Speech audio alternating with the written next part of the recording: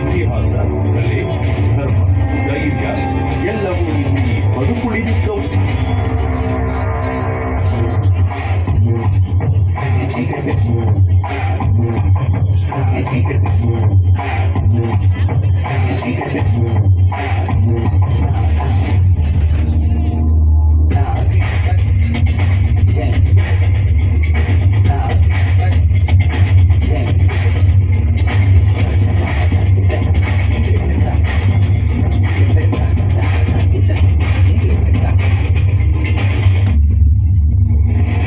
ಕರ್ನಾಟಕದ ಇತಿಹಾಸದಲ್ಲಿ ಬಂಗಾರದ ಯುಗದ ಕಥೆಯನ್ನು ಹಾಡುವುದು ಕೇಳಿ, ಹಾಡುವುದು ಕೇಳಿ, ಹಾಡುವುದು ಕೇಳಿ, ಹಾಡುವುದು ಕೇಳಿ. ನೀವು ಈಗ ನೋಡುತ್ತಿರುವುದು ಮುರಿದು ಬಿದ್ದ ಗೋಪುರಗಳು, ತಿರುಗು ಬಿಟ್ಟ ಶಿಲಾ ಮಂಟಪಗಳು, ಧೂಳಿನಲ್ಲಿ ಮುಚ್ಚುವುದ ಪವಿತ್ರ ಪಟ್ಟಣದ ಅವಶೇಷಗಳು.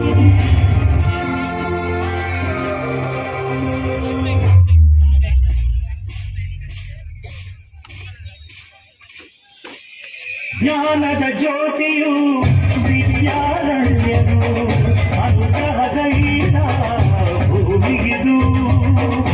ಅಕ್ಕ ಬುಕ್ಕವು ಹಾಡಿದಲ್ಲಿ ಮರುಷದ ಮಳೆಯನ್ನು ಚೆಲ್ಲು ಚೆಲ್ಲಿ ವಿಜಯದ ಕಹಳೆಯ ಊರಿದರು.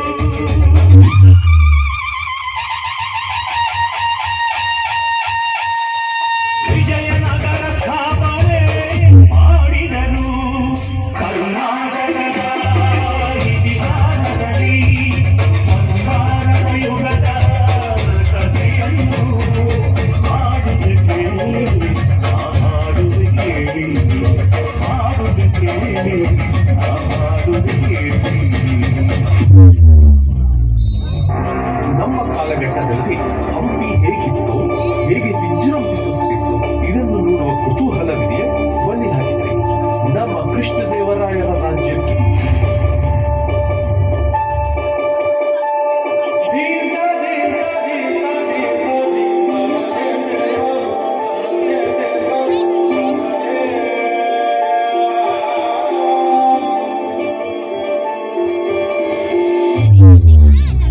ಇದೇ ನೋಡಿ ವಿಜಯ ವಿಠಲ ದೇವಾಲಯ.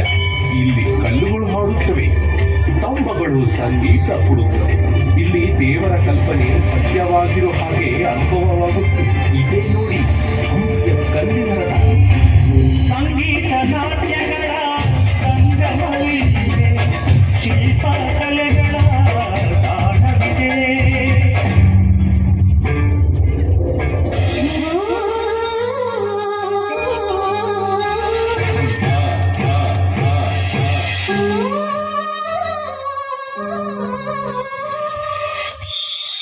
ಕೇಳಿಸದ ಕಲ್ಲು ಕಲ್ಲಿನಲ್ಲಿ ಕನ್ನಡದಲ್ಲಿ ಕನ್ನಡದಲ್ಲಿ ರಾಣಿಕರ ಗುಂಡ ಕೈಯಲ್ಲಿ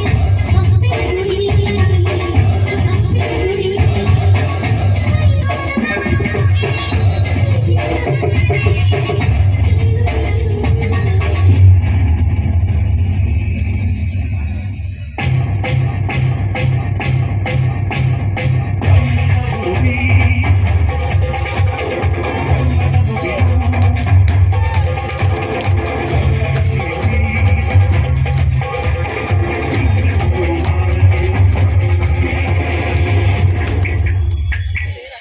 ಕರ್ನಾಟಕದ ಇತಿಹಾಸದಲ್ಲಿ ಬಂಗಾರದ ಯುಗದ ಕಥೆಯನ್ನು ಹಾಡುವುದು ಕೇಳಿ, ಹಾಡುವುದು ಕೇಳಿ, ಹಾಡುವುದು ಕೇಳಿ, ಹಾಡುವುದು ಕೇಳಿ.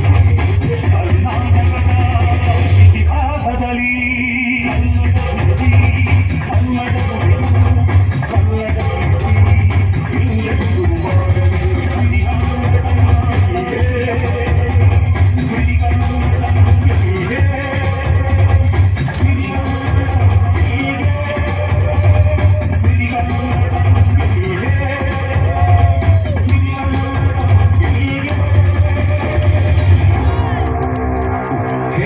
ಹೇಳಿ ವಿಜಯನಗರದ ಈ ಐಶ್ವರ್ಯವಂತ ಹಾಗೂ ಅದ್ಭುತ ಪ್ರಯಾಣ ನಿಮ್ಮ ಮನ ಮನಸ್ಸು ತುಂಬಿ ಹೋಗಿರಬೇಕಲ್ಲ.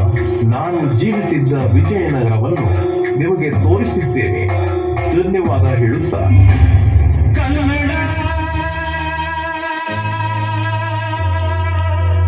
ರೋಮಾಂಚನವೀ ಕನ್ನಡ